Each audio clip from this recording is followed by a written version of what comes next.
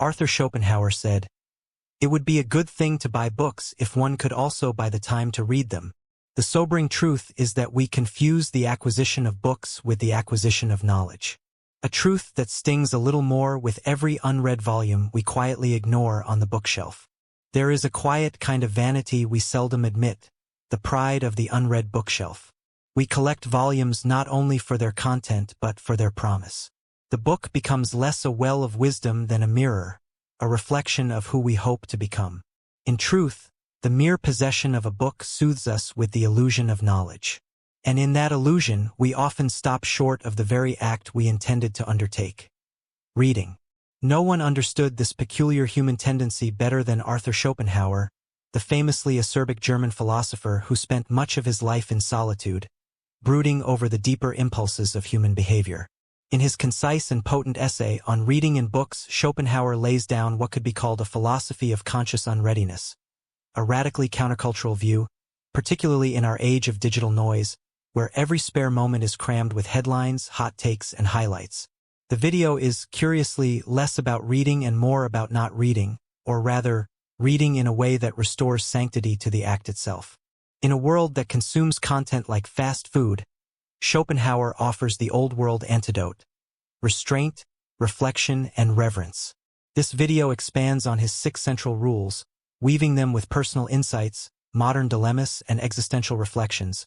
For in learning how not to read, we may discover, again, what it means to think. At first glance, this advice seems paradoxical, especially from a philosopher whose livelihood depended on the written word. But Schopenhauer's warning is not a condemnation of reading itself. It is a lamentation over reading as escape. Reading, he says, can become a way of avoiding the self, a clever form of dissociation cloaked in intellectual virtue. He writes, "The person who reads a great deal and recreates himself by thoughtless diversion gradually loses the ability to think for himself. The metaphor is unforgettable. The man who always rides eventually forgets how to walk. The rider is carried, passive, dependent, oblivious to his own legs. So too, the overreader lives by proxy, relying on others' conclusions, adopting their vocabulary, and outsourcing the labor of thought." In our time, this is more relevant than ever. The glut of information has birthed an epidemic of mental laziness. It is now possible to spend hours reading, or scrolling more often, without ever making contact with an original idea. Knowledge has become performance. Wisdom a commodity. We drown in data but are starved for insight. To read too much without pause or digestion is to weaken the muscle of our own thinking. And thought, once dulled, does not easily recover. The remedy? Not abstinence, but discipline. The mind, like the body, requires periods of exertion and periods of rest. Reading should be followed by stillness, by solitude, by walking, by writing, by conversation with oneself. Without this, the reading becomes noise, and the reader a mimic. Reading is not thinking. It is, at best, thinking adjacent. The real work begins when the book closes. Schopenhauer emphasizes that reading must be followed by active reflection. He writes, "It is only by reflection that one can assimilate what one has read. If one reads straight ahead without pondering over it later, what has been read does not take root but is for the most part lost." In our age of binge reading, this advice feels almost revolutionary. There's something cultish about the 52 books a year challenge, a kind of speed-based virtue signaling that reduces literature to a checklist and undermines the gravity of the ideas themselves. How much of what we read survives the week, let alone the year? If you have ever reread a book after several years and felt it transform under your eyes, then you already know this truth. Books change not because they do, but because you do. And you change in part because you reflect. Thought is the slow burning of what reading sets alight. Consider the mind as a field. Reading scatters seeds, but without the sun and rain of reflection, nothing grows. You can fill a field with seed every day, and still harvest nothing if you do not give it time to root and rise. Reflection is rare now. Our lives are hyper-accelerated. We fill every silence with sound, every boredom with stimulation. But wisdom grows in the quiet spaces between things. To ponder is to allow the self to deepen. So pause. Reread a paragraph that startled you. Journal about it. Walk with it. Speak to a friend about it. And in that process, the text begins to shift. Not on the page, but within you. That is the alchemy of real reading. Schopenhauer is blunt here. Life is short, time is precious, and most books are trash.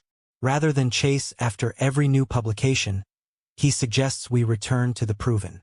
Read exclusively the works of great minds, those who surpass other men of all times and countries.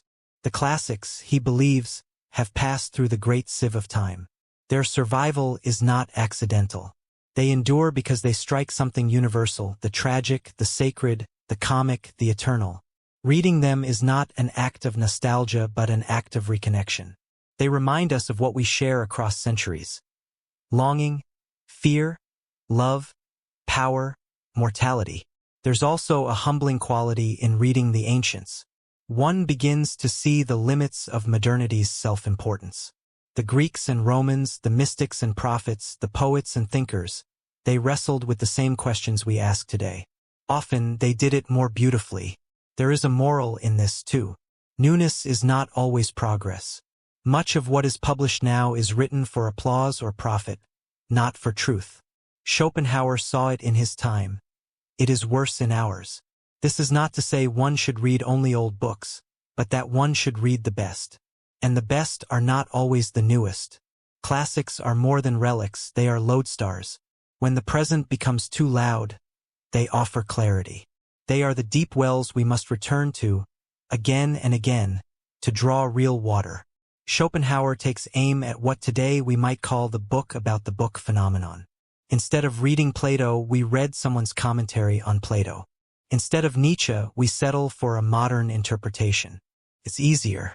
It's more palatable. But it's also diluted. He despised second-hand thinking. Books are written sometimes about this, sometimes about that great thinker of former times. He wrote, but not the works of the man himself. There's a seduction in summaries, they feel efficient. But efficiency is not always wisdom. The great danger in relying on commentary is that it filters and simplifies, and often distorts. A summary cannot transmit the music of a thinker's mind, only its bullet points. To read a thinker in their own words is to enter their rhythm, their struggle, their poetry and pauses. It is to witness the very movement of their mind. Of course, this requires effort. Reading Nietzsche or Plato or Montaigne is not always smooth sailing. But that friction is where the transformation begins. Ideas must be earned to be truly known. Schopenhauer himself was privileged, educated in Latin and Greek, steeped in the classics. Today, the gap is wider. Many feel intimidated by the older texts. But there is a solution. Begin anyway. Begin imperfectly, and let the challenge refine you. Even reading one paragraph of a primary source deeply is better than a dozen shallow summaries. What matters is not the quantity absorbed, but the quality of attention given. Schopenhauer believed that truly great books demand to be read twice. Any kind of important book should immediately be read twice, he advised. Partly because one grasps the matter in its entirety the second time, and partly because one gets another impression. There is profound truth here. The first reading is a discovery. The second is a dialogue. Only then do we begin to see the author's full architecture, the subtle themes, the ironies, the deeper harmonies. More importantly, we are different on the second reading. Our emotional weather has changed. Life may have wounded us more or deepened us.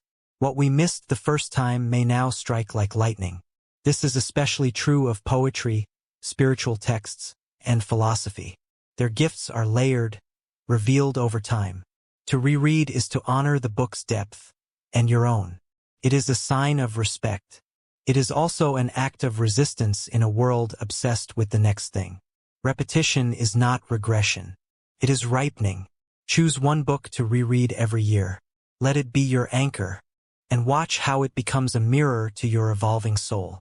Finally, Schopenhauer delivers his sharpest rebuke. Bad books are intellectual poison. This is not just hyperbole. He means it, and he's right.